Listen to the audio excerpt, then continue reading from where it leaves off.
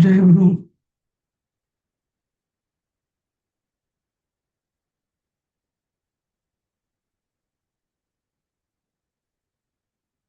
जय गुरु. आज कोण म्हणतंय पहिले 10 श्लोक 12व्या जय अध्यायाचे? गुरु. हा. कोण म्हणताय? सायलीताई तुम्ही म्हणताय? सर एक मिनिट एक मिनिट. हा. ओम श्री परमात्मने नमः. अथ द्वादशोऽध्यायः. अर्जुन उवाच एवं सततयुक्ता ये भक्ता स्वां पर्युपासते ये चाप्यक्षरमव्यक्तं तेषां के योगवित्तमाः. श्रीभगवानुवाच मय्यावेश्य मनो ये मां नित्ययुक्ता उपासते श्रद्धया परयोपेतास्ते मे युक्ततमा मताः.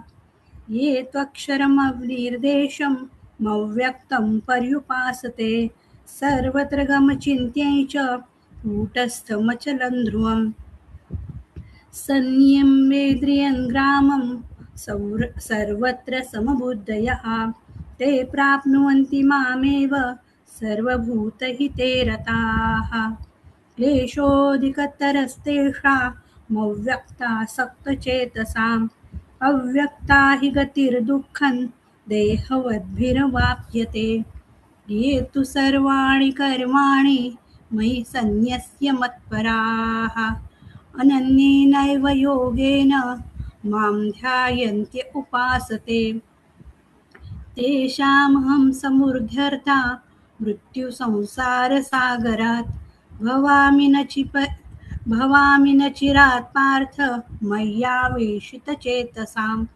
मय्येव मन आधस्त्व मयि बुद्धिं निवेशय निमिष्यसि मय्येव अत ऊर्ध्वन्न संशयः.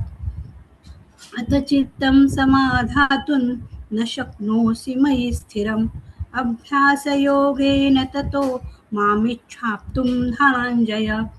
अभ्यासेऽप्यसमर्थोऽसि मत्कर्म परमो भव मदर्थमपि कर्माणि कुर्वन् सिद्धिमवाप्स्यसि. तर मी म्हणू?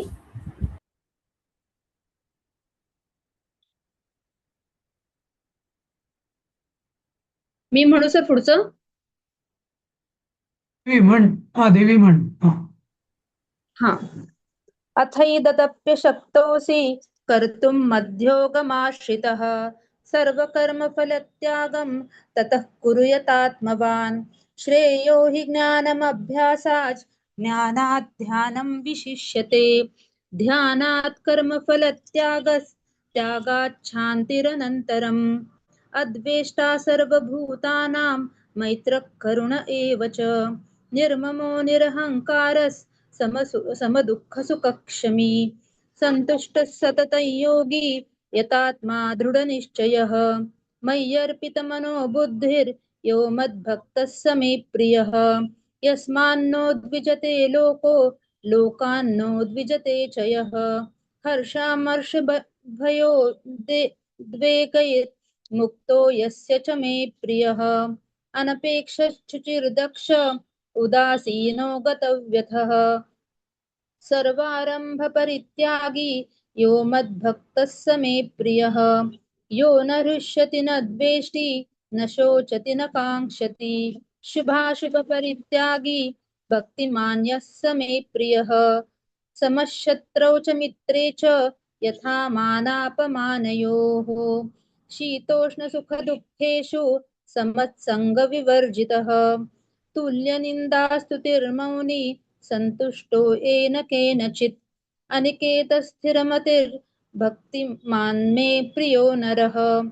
ये तु धर्मामृतमिदं यथोक्त पर्युपासते श्रद्धधाना मत्परमा भक्तास्तेतीव मे प्रियाः. ओम तत्सदिति श्रीमद्भगवद्गीतासु उपनिषत्सु ब्रह्मविद्यायां योगशास्त्रे श्रीकृष्णार्जुनसंवादे भक्तियोगो नाम द्वादशोऽध्यायः। हम्म. इथे ना 20व्या श्लोकात यथोक्त नाही यथोक्तम अनुस्वार आहे. हा उत्तम, हा सर, बरोबर. ठीक आहे. 15वा अध्याय कोण म्हणते सुरुवातीचं? मी म्हणू सर? हा, धनश्रीताई म्हणा आणि मग सीमाताई म्हणते. चालेल. ओके. ओम श्री परमात्मने नमः. अथ पंचदशोऽध्यायः. श्रीभगवानुवाच ऊर्ध्वमूलमतः शाखमश्वत्थं प्राहुरव्ययम् छन्दांसि यस्य पर्णानि यस्तं वेद स वेदवित् अधश्चोर्ध्वं प्रसुतास्तस्य शाखा गुणप्रवृद्धा विषयप्रवालाः अधश्च मूलान्यनुसन्ततानि कर्मानुबन्धीनि मनुष्यलोके न रूपमस्येह तथोपलभ्यते नान्तो न चादिर्न च सम्प्रतिष्ठा अश्वत्थमेनं सुविरूढमूलमसङ्गशस्त्रेण दृढेन चित्वा ततः पदं तत्परिमार्गितव्यं यस्मिन् गता न निवर्तन्ति भूयः तमेव चाद्यं पुरुषं प्रपद्ये यतः प्रवृत्तिः प्रसुता पुराणी निर्मानमोहाजितसङ्गदोषा अध्यात्मनित्या विनिवृत्तकामाः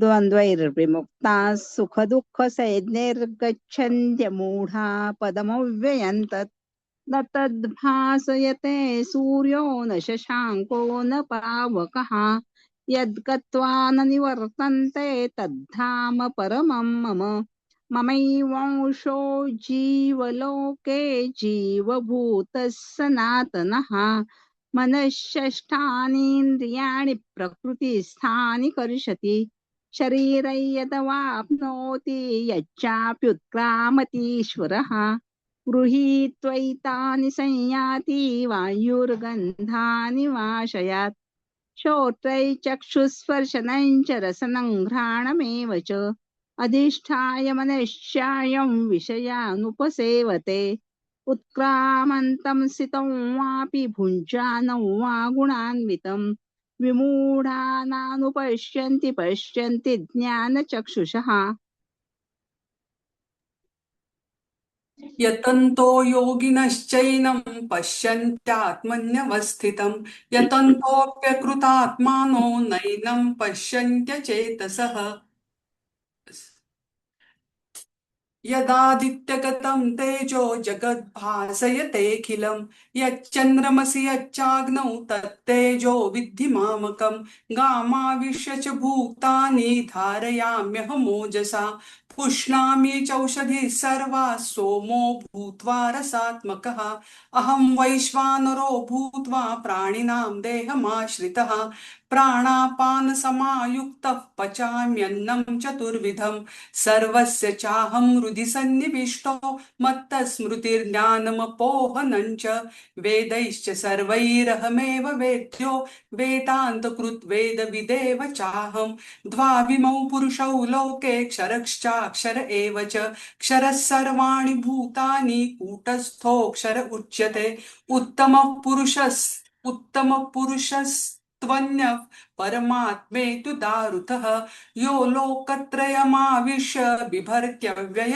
ईश्वरः यस्माक्षरमतीतोऽहमक्षरादपि चोत्तमः अतोऽस्मि लोके वेदे च प्रतितः पुरुषोत्तमः यो मामेवमसम्मूढो जानाति पुरुषोत्तमं स सर्वविद् भजति मां सर्वभावेन भारत इति गुह्यतमं शास्त्रमिदमुक्तं मया नघ एतद्बुद्ध्या बुद्धिमान् स्यात् कृतकृत्यश्च भारत ओम तत्सदिति श्रीमद्भगवद्गीतासु उपनिषत्सु ब्रह्मविद्यायां योगशास्त्रे श्रीकृष्णार्जुन संवादे पुरुषोत्तम योगो नाम पंचदशोऽध्यायः.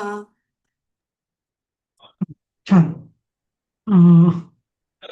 आपण अर्थ आपला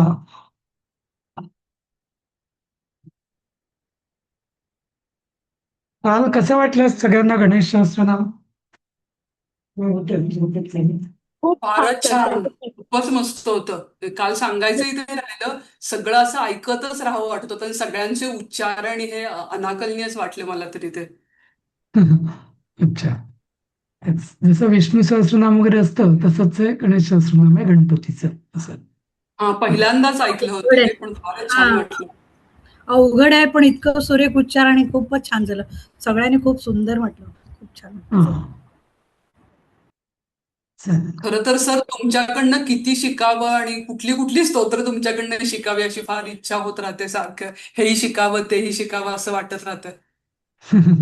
अच्छा, चालेल. बघूया काय काय होतं ते. ठीक आहे. तर आपला 6वा श्लोक झाला आहे ना, मला वाटतं तद्धाम परमं मम, ते माझे परमपद आहे. झालंय ना हे? 7वा चालू आहे.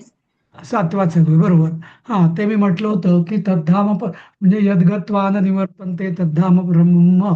आपण बघितलं होतं की म्हणजे जाण्याचा मार्ग, जिथे जाण्याचा मार्ग असतो तिथे येण्याचा मार्ग असतोच. मग असं का म्हणतायत परमेश्वर की जिथे गेल्यावरती परतीचा प्रवाह, परतीला म्हणजे परतीचे दोर कापलेले असतात किंवा परतायचा मार्गच नसतो, जिथनं जिथनं परत येत नाही कोणी, असं कसं म्हणताय तुम्ही, अशी जर शंका येईल तुला, हा, तर त्याच्यावरती आता उत्तर देत आहेत भगवान. ममैवांशो जीवलोके जीवभूतः सनातनः मनःषष्ठानींद्रियाणि प्रकृतिस्थानि कर्षति. तर जीवलोके, सप्तमी, म्हणजे या जीवलोकात, आता जीवलोक म्हणजे काय, तर ज्या विश्वामध्ये जीव जन्म घेतात, त्याला म्हटलं जातं आपण जीवलोक. हम्म. आता शास्त्रीय दृष्ट्या किंवा आध्यात्मिक दृष्ट्या जीव म्हणजे काय, तर जो परमात्मा आहे त्याचा अंश, हम्म, म्हणजे जीव. हम्म. पण पुढे मी सांगेल तुम्हाला नक्की फरक काय, मग परमात्मा आणि जीवात्मा याच्यात फरक काय ते सांगेन मी तुम्हाला. पण सध्या एवढंच लक्षात ठेवायचं की जीवलोक म्हणजे जो परमात्म्याचा अंश, म्हणजे जो जीव, तो ज्या लोकामध्ये वास करतो त्याला म्हटलं जातं जीवलोक. हा, म्हणजेच हा संसार किंवा विश्व. तर याच्यामध्ये जीवभूत, जीवभूत, भूत म्हणजे झालेला, म्हणजे जो जीव झालेला आहे तो कोण, म्हणजे जीवात्मा. हा, तो कसा आहे, मम एव सनातन अंश अस्ति. म्हणजे तो जो जो जीवभूत, म्हणजे जीव जो आहे, जीव करता म्हणा किंवा काय म्हणा ते नंतर, तो जो जीव आहे तो काय आहे, तर मम एव म्हणजे माझाच, माझाच, मम म्हणजे माझा, एव म्हणजे माझाच, सनातन अंश, सनातन हा अंश, माझाच अत्यंत पुरातन असा अंश आहे. तर पुरातन अंश याचा अर्थ काय, म्हणजे जेव्हा सृष्टी निर्माण झाली तेव्हा माझ्याच अंशापासून हे सगळे जीव निर्माण झालेले आहेत. हं. जसं जसं समुद्राच्या जशा लाटा असतात, हा, की समुद्रापासूनच त्या जन्म घेतात, समुद्रापासूनच त्या निर्माण होतात आणि किनाऱ्यापाशी जाताना त्या मोठ्या मोठ्या मोठ्या मोठ्या होत जातात, परत त्या कमी कमी कमी होत जातात, नाही का, असं. तर जशा लाटा समुद्रापासूनच, समुद्राच्याच अंश असतात, समुद्रापासूनच तयार होतात, तसा हा जो जीव आहे, हा, तर तो माझाच खूप जुना, सनातन म्हणजे अत्यंत जुना असा माझाच अंश आहे. आता इथं जीवभूत, त्याला जीवभूत काय म्हटलेलं आहे, म्हणजे काय प्रकार आहे, ज्याला जीव जरी का म्हणतात त्याला, तर दोन शब्द याचे, दोन दोन ते संस्कृतमध्ये दोन अर्थ आहेत. जीव म्हणजे जो जन्म घेतो तो जीव. परमात्म्याला जन्म आहे का, नाही, तो अनादि आणि अनंत आहे. समुद्राला जन्म आहे का, नाही, समुद्र अनादि, म्हणजे लौकिकदृष्ट्या आपल्या व्यवहारात समुद्र हा अनादि आणि अनंत आहे, नाही का. पण लाटेला जन्म पण आहे आणि लाटेला मरण पण आहे, होय की नाही. लाट उगम पावते, आकारास येते लाट आणि मग हळूहळू ते सबसाईड पण होते, नाही का? जसं लाट हा समुद्राचा अंश आहे, पण लाटेला जन्म पण आहे आणि मरण पण आहे. तर म्हणजे ज्याचं जनन होतं तो जीव. हं? म्हणजे जरी लाट ही समुद्राचा अंश असली तरी जसा तिला जन्म आहे आणि तिला मरण आहे, की जे समुद्राला नाहीये. समुद्र जसाचा तसाच असतो. समुद्र सपाटी कधी बदलत नाही, नाही का? सी लेव्हल ज्याला आपण म्हणतो तसं. तर तसंच इथं जीव म्हणजे काय? त्याच परमात्म्याचा अंश, पण जो जन्मालाही येतो आणि जो जन्माला येतो तो मरण पावतोच, नाही का? त्यामुळे तो म्हणून तो मरणही पावतो. तर जीव, हा या शब्दाचा अर्थ समजून घ्या. आणि जीवात्मा म्हणजे काय? जो आत्म्याचा अंश तो जन्म पावतो तो जीवात्मा. जो जन्म पावत नाही तो परमात्मा. आत्मा हा शब्द दोन्हीमध्ये कॉमन आहे. का? कारण जीवात्मा सुद्धा परमात्म्याचाच अंश आहे. दुसरी याची व्याख्या आध्यात्मिकदृष्ट्या अशी, की जो अज्ञानाने किंवा आवरणाने, आवरण कुठलं आहे? जे मायेचं जे आवरण आहे त्यांनी जो बांधल्या गेलेला आहे, किंवा त्यांनी जो झाकल्या गेलेला आहे, त्याला म्हणतात जीवात्मा. हम्म. त्याचं आवरण काढलं किंवा ज्याला आवरण नाही तो शिव. जीव आणि शिव असा फरक आहे. ज्याला आवरण आहे तो जीव. कारण आणि म्हणून आवरण असल्यामुळे तो जन्माला येतो, परत पुन्हा पुन्हा जन्म घेत राहतो. पण ज्याला आवरण नाही, अज्ञानाचं आवरण नाही, मायेचं आवरण नाही, त्यामुळे तो शिव असा. हा, तर असं आहे जीवलोके आणि जीवभूता. हा, तर भूता म्हणजे झालाय तो. परमात्मा कधी होत नाही, कारण काय? तो असतो. हम्म. भूता म्हणजे काय? जो होतो. एखादी गोष्ट होते म्हणजे काय? ती पूर्वी नव्हती, आत्ता आहे, उद्या नसणार आहे, म्हणून त्याला आपण भूभवती किंवा भूता असं म्हणतो. तर जीव हा भूत म्हणजे जीवभूता म्हणून असं म्हटलेलं आहे. शिवाला कधी कोणी भूता किंवा शिवा भवती असं होत नाही. शिव हा अस्ति म्हणजे तो सत्य आहे, आहेच तो असं. परमात्मा तत्व जे ते आहेच. तसं दोन ह्याच्यात फरक आहे. आणि मग इथे सांगतो तो की मम एव अंश. ममई म्हणजे इथं परमात्मा, म्हणजे श्रीकृष्ण स्वतः परमात्मा रूपाने सांगतायत अर्जुनाला, की माझाच हा जो जीव आहे, जीवभूता, तो माझाच सनातन असा अंश आहे. बरोबर? आणि मग तो काय करतो? तर मनहा षष्ठानी इंद्रियाणी म्हणजे प्रकृतीस्थानी कर्षती. आता हा जीव काय करतो? जेव्हा जीव जन्माला येतो तेव्हा तो हा म्हणजे आता हे जे सहा म्हणजे प्रकृतीस्थानी म्हणजे प्रकृतीमध्ये तो सहा इंद्रियांचं आकर्षण करतो. हम्म. समजलं? जो जीव त्या म्हणजे सगळे जे सहा इंद्रिय पुढे दिलेले आहेत, सहा इंद्रियामध्ये एक इंद्रिय, मुख्य इंद्रिय मन. मन हा सगळ्या इंद्रियांचा राजा, बरोबर? आणि बाकी इंद्रिय मन सांगेल तसं काम करतात मनाच्या लहरीनुसार, नाही का? तर इथं अगदी सृष्टीचं रहस्य परमेश्वर उलगडून, सोप्या भाषेत अगदी उलगडून दाखवत आहेत. आणि मग आपल्या लक्षात येईल की जे मी म्हणतो ना, की हे विशिष्ट म्हणजे जीव जाताना का हे म्हटलं जातं, तर त्या घुटमळणाऱ्या जीवालाही सांगितलं जात आहे ना, की म्हणजे हा जीव जो आहे, हा जीव म्हणजे दुसरा कोणी नाही. तुला स्वतःचं अस्तित्व नाहीये, तू माझाच अंश आहे.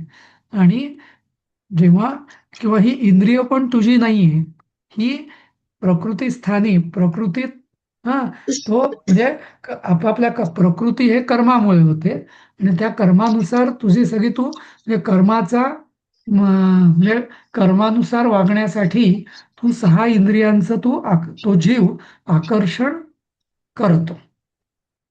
हम्म. समजलं? तर इथं परमात्म्यापासून जीवात्मा कसा तयार होतो आणि मग त्याचा जीव कसा तयार होतो. जीव म्हणजे अं, मांसाचा गोळ्याचा पुढं म्हणजे त्याला अवयव किंवा मुख्य इंद्रिय, ज्याला आपण ज्ञानेंद्रिय म्हणतो. तर इंद्रिय म्हणजे ज्ञानेंद्रिय ना.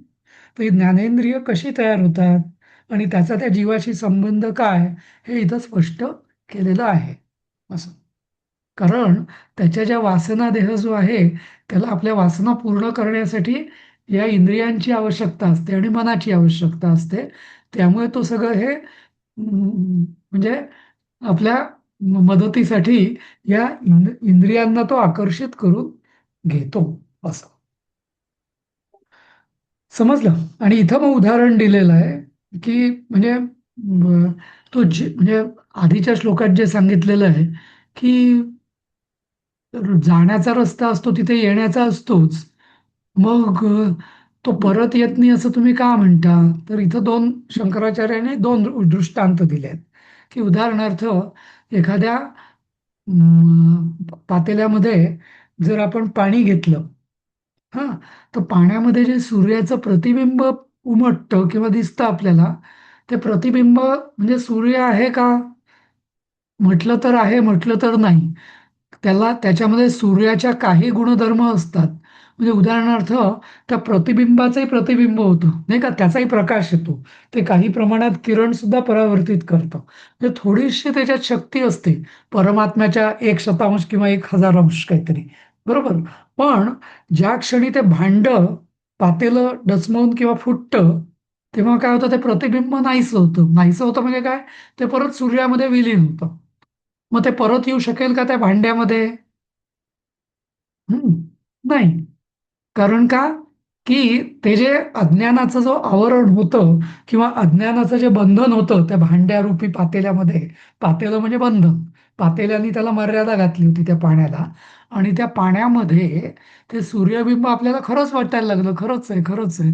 ते खरं होतं का? नाही. ज्या क्षणी त्या पातेलं जर मातीचं जर ते भांडं असेल, ते मातीचं पातेलं ज्या क्षणी ते फुटलं, त्या क्षणी ते पाणी गेलं, भांडं गेलं आणि ते सूर्यबिंब सुद्धा गायब झालं. गायब झालं म्हणजे ते मूळ सूर्याला मिळून गेलं. तर हे तसंच आहे. ज्या क्षणी त्या आपल्या जी कृत्रिम मर्यादा होती त्या सूर्यबिंबाला म्हणजे त्या भांड्याला अज्ञानामुळे ज्या क्षणी ते अज्ञान दूर झालं, त्याच क्षणी त्याचं मायेचं आवरण नाहीसं झालं आणि ते मूळ स्वरूपाला मिळालं. मग परत ते प्रतिबिंब त्या भांड्यात आता निर्माण होणार आहे का? नाहीच. अशा म्हणजे किती सुंदर दृष्टांत आहे बघा, की म्हणजे जीव हा परत जातो आणि मग पुन्हा परत का येत नाही? जर एकदा तो परमात्म्याला मिळाल्यावर याचं कारण असं की जेव्हा तो मूळ स्वरूपाला मिळतो, त्याच्या मर्यादा जेव्हा नाहीशा होतात, तेव्हा तो परत येऊ शकत नाही. पण कल्पना करा, की एका पातेल्यातलं पाणी जर आपण दुसऱ्या पातेल्यात टाकलं, म्हणजेच एका जन्मातून आपण दुसऱ्या भांड्यात गेलो, तर मात्र ते प्रतिबिंब पुन्हा दिसायला लागतं. म्हणजे एक जीव असतं तेच पाणी, त्या भांड्यात मग दुसरं प्रतिबिंब आलं, त्या भांड्यातून तिसऱ्या भांड्यात गेलं, पुन्हा तिसरं प्रतिबिंब लागतं. हेच आपले जन्म, जन्म, जन्म सुरू राहतात. पण ज्या क्षणी ते पातेलच नाहीसं होईल, पातेलं म्हणजे त्याच्या मर्यादाच नाहीशा होतील, त्या क्षणी ते म्हणजे सूर्याचं जे प्रतिबिंब आहे, की जे म्हटलं तर कल्पित आहे, खरं नाहीये. तर ते मूळ त्याच्या स्वरूपाला जाऊन मिळेल आणि ते परत कधी येणार नाही. समजलं? तर अशा रीतीने हे परत का येत नाही? यद्गत्वा न निवर्तन्ते तद्धाम परमं मम असं का होतं? तर हे शंकराचार्याने इतकं असं सुंदर उदाहरण दिलेलं आहे याचं. समजलं? म्हणजे सर इथं म्हणजे सूर्य गुरुजी म्हणजे परमात्म्याचा अंश म्हणजे सूर्य म्हणजे परमात्मा आणि सूर्यबिंब म्हणजे जीव. अगदी बरोबर. ज्याला आपण प्रतिबिंब म्हणतो. बिंब म्हणजे मूळ आणि प्रतिबिंब म्हणजे त्याचं फक्त इमेज नाही का, प्रति. असं ते खरं असतं का? प्रतिबिंब हे कधीच खरं नसतं, नाही का? तसंच आपला जीवात्मा आहे. हं. म्हटलं तर अंश आहे, पण म्हटलं तर तो कल्पित पण आहे. बरोबर? असं. म्हणजे दोन उदाहरणं यंदा दिले जातात. एक तर लाटांशी, समुद्राच्या लाटा किंवा हे जे सूर्याचं प्रतिबिंब, प्रत्येक भांड्यातलं असं. हा लीना विचार. दोन एक तर म्हणजे आधी तुम्ही सांगितलं त्याच्यानुसार म्हणजे आपण ते असं म्हणतात ना, म्हणजे मरताना जर तो आत्मा आपण काही इच्छा न करता आत्मा गेला तर तो विलीन होतो असं काहीतरी. आणि मग आपण हं. जी वासना करतो तसाच आपल्याला पुढचा जन्म मिळतो. मग ते म्हणजे पुढचा जन्म मिळतो आपल्याला म्हणजे मग आपण ते परत येतो असं म्हणजे तो जीवात्मा असं तो का म्हणजे परत आपण बिरत त्या काही परत आहे त्या तो वासना आणि त्या तो परत तो वरती जातच नाही म्हणून तो परत येतो. आपल्याला वाटतं तो परत आला, परत बिरत आलेला नाही. जसं पाणी एका भांड्यातनं दुसऱ्या भांड्यात गेलं आपण बाटलीत भरलं, बाटलीतून परत दुसऱ्या पातेल्यात ओतलं भांड्यात, तसला प्रकार आहे. जर एकदा खरोखर जर मूळ स्वरूपाला परत गेलेला जीव कधीच परत येऊ शकत नाही. असं. अच्छा. पण मग आता हा. हे आपण जे अवतार मानतो म्हणजे कृष्ण आणि याच्यानंतर त्यांचा अवतार झाला राम, विष्णूचे अवतार झाले. मग आता त्यांनी त्या त्या अवतारामध्ये काहीतरी त्यांची पण इच्छा राहिली म्हणून म्हणजे कर्तव्य काम राहिलं, त्यांचं कर्म राहिलं म्हणून पुढचा अवतार घेतला त्यांनी.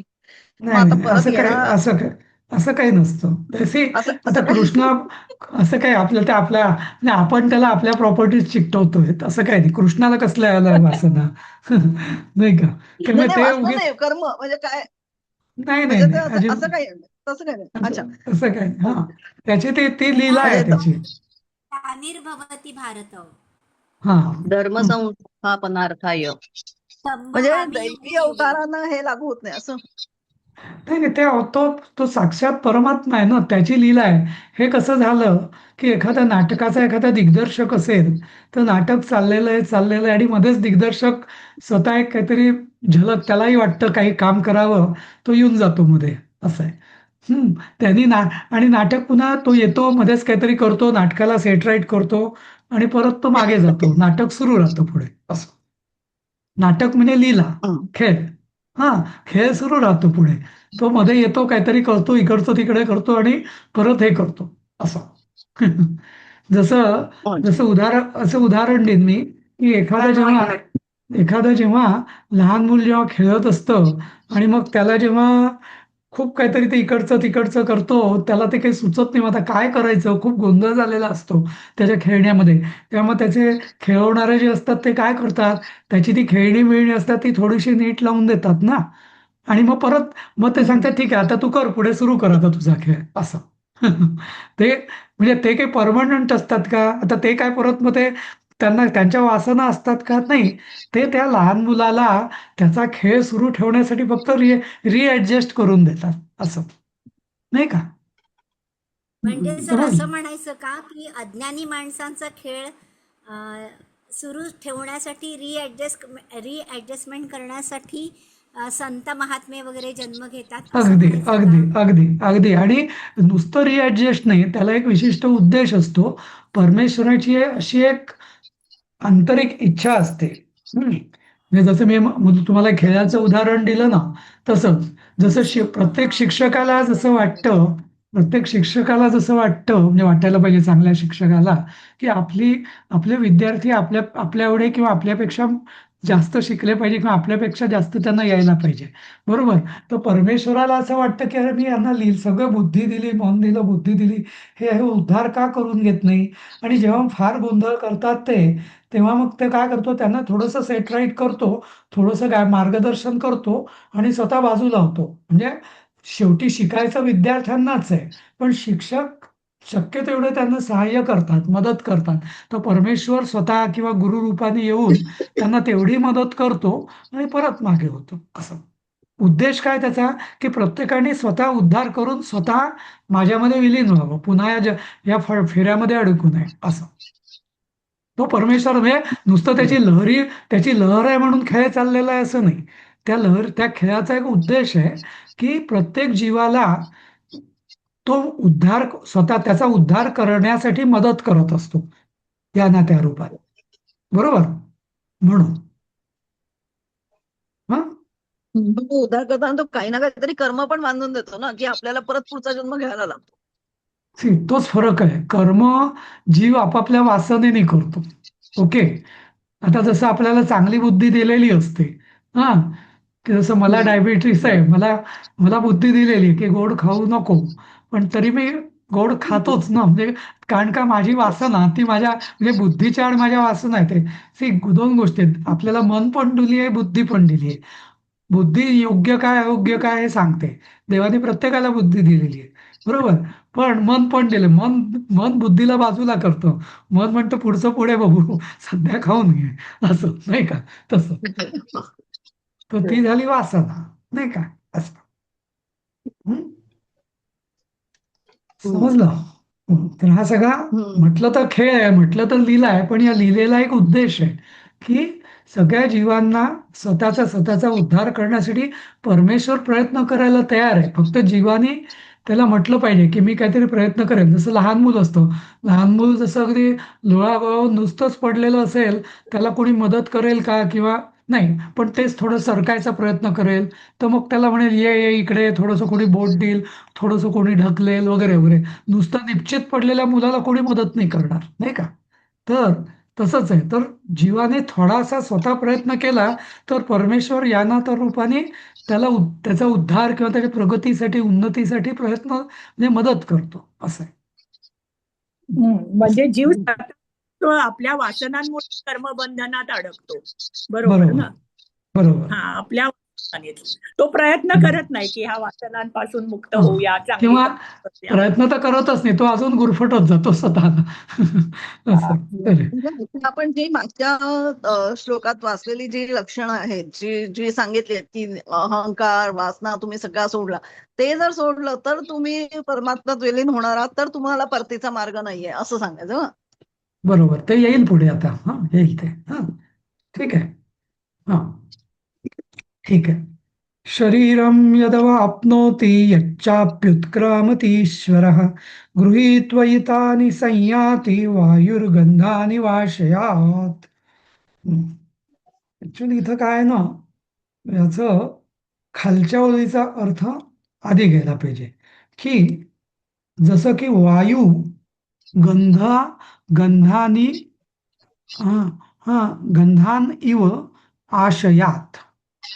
हा, म्हणजे काय आहे की जसा जो वायू असतो, वारा, हा हा काय करतो, फुलांमधला सुगंध जसा घेऊन जातो. समजलं? हम्म.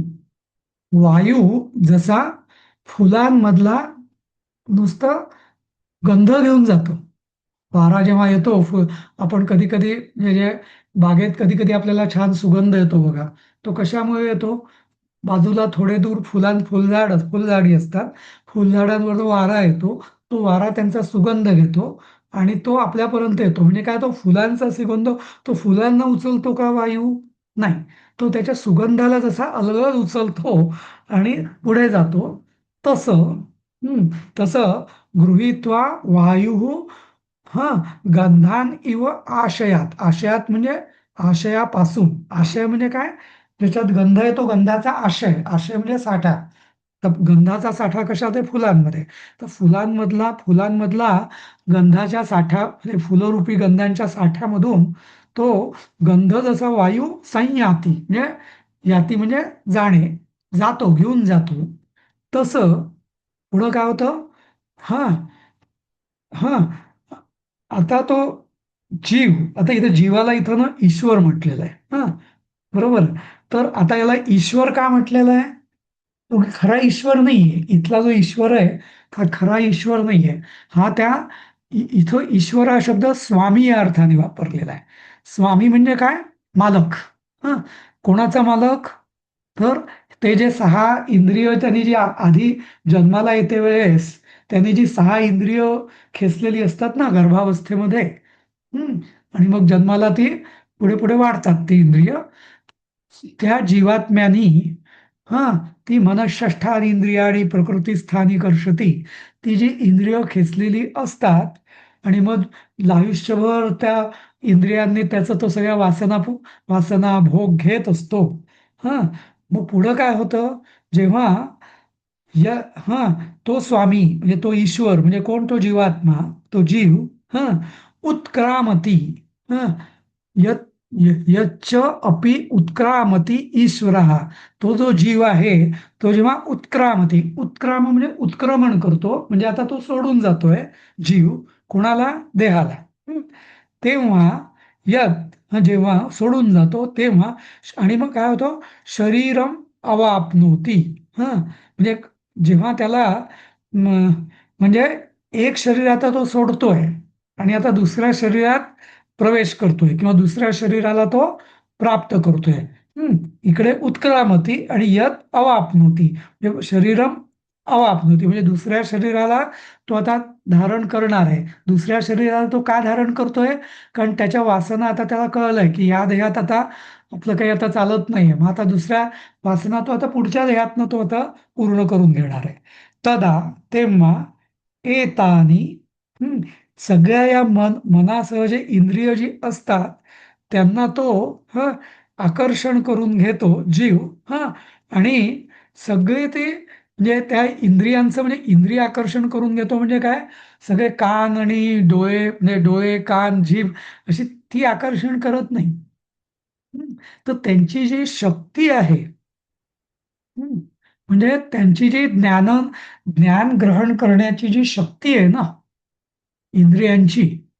इंद्रिय म्हणजे काय, तर दोन प्रकार आहेत इंद्रियांचे. आता उदाहरण तुम्ही म्हणतो डोळे. डोळे काय आहेत, एक झालं त्यातल्या रक्त बुब्बुळ वगैरे वगैरे, बरोबर. पण त्या डोळ्यांची जी शक्ती काय आहे, की ते प्रतिबिंब प्रकाशाला प्रकाश ते सेन्स करतात आणि त्याचं प्रतिबिंब ते मनाला पोचवतात. ही त्याची शक्ती आहे, की जी दुसऱ्या कुठल्याही अवयवात नाहीये, नाही का. तर म्हणजे थोडक्यात कॅमेरा, नाही का. डोळे म्हणजे कॅमेरा आहे, नाही का. आणि बरंच काही आहे, साधा कॅमेरा नाही, बरंच काही आहे त्याच्यामध्ये. तर पण ती जी शक्ती आहे की प्रकाश ग्रहण करण्याची शक्ती, ती इंद्रियांची त्या त्या त्या विशिष्ट विशिष्ट इंद्रियांची शक्ती आहे. तर ती शक्ती तो ग्रहण करतो आणि तो जीव ती शक्ती ग्रहण घेऊन तो पुढे जातो. ती शक्ती तो का ग्रहण करतो? कारण त्याला माहिती असतं की मला जर उपभोग घ्यायचा आहे, माझ्या वासना जर मला पूर्ण करायच्या आहेत, तर मला ही ज्ञानेंद्रियांची शक्ती असल्याशिवाय मी वासना पूर्ण करू शकेल का? नाही. कारण त्याच्या वासना गेलेल्या नाही, म्हणूनच तर तो आता पुढचा देह धारण करणार, नाही का. आणि म्हणून तो इंद्रियांना आकर्षण करतो. हा, मनुष्य इथे जे म्हटलंय ना, गृहीत त्वैता आणि संयाती वायुर्गंधा निवाशयात. तर जसं वायू जसं फुलाच्या फक्त गंधाला उचलून, सुवासाला उचलून पुढे जातो, तसंच हा जीव त्या इंद्रियांच्या शक्तीला, आकर्षण शक्तीला उचलून तो पुढे जातो असं. आणि हे आपण त्या जीवाला सांगतोय, जो जीव आता त्या देह सोडतोय, त्या जीवाला सांगतोय की तू आता असं करणार आहेस. हा, कारण तुझ्या वासना तुझ्या अजून गेलेल्या नाहीत आणि म्हणून तू आता असं करणार आहेस. या सगळ्या शक्ती घेऊन तू पुढे जातोयस. समजलं? अच्छा, ठीक आहे. म्हणून ते 10व्या दिवशी ते जे पिंड करतात त्याच्यामध्ये ते गुरुजी ते सगळी इंद्रिय त्याची सांगतात की त्याचे डोळे आणि हे अशी बरोबर. सगळी इंद्रिय त्याला पुढच्या शरीराला आणि प्राप्त करून देतात. बरोबर, म्हणून ते असं ते काजळाने त्याला डोळे करतात ना त्या पिंडांना, हम्म, ते त्याच्या हम्म, करतात हम्म, असं. हम्म. हा, हा. ओके. कारण 10व्या दिवशी असं आपल्या ह्याच्यात म्हटलं जातं की 10 दिवस तो घुटमळत असतो इकडे तिकडे, पण 10व्या दिवशी त्याला छोटा एवढा एक वीधभर असा देह त्याला प्राप्त होतो. तो आपल्याला दिसत नाही, पण तो त्याला प्राप्त होतो असं हम्म. म्हणतात. आणि तो देह, हा. म्हणून आपण म्हणून ते त्याला दोन असं काजळ करतात आणि काजळाने त्याला डोळे करतात असं. असं. हम्म, हम्म. हा, ठीक आहे. आता पुढचं, ती एक इंद्रिय कुठली? शंका विचारू हा, की मग पुढचा जो देह आहे त्यात तो आत्मा सिलेक्टिव्ह असतो का? म्हणजे हा नको मला, तो नको. जसं आपण खरेदी करायला जातो की चला हा हा हा काही ड्रेस आवडला नाही, दुसरा घेऊया, असं होतं का? त्याचं असं म्हटलेलं असतं की त्याची जी अंतःकळाची जी वासना आहे त्यानुसार त्याला हा. पुढचा देह, म्हणजे पुढचा देह आणि पुढची त्याची जी कुठे त्यांनी जन्म घ्यायचा, कसा जन्म घ्यायचा, कुठल्या घरात घ्यायचा, ते सगळं त्याच्या वासनेनुसार ठरवते असं. अच्छा. ओके हा, ओके. हो. फक्त म्हणजे तो म्हणजे एका दृष्टीने तर त्यांनीच ठरवलेलं असतं. परमेश्वर तिथे काही कळलं. ढवळाढवळ करत हो. नाही.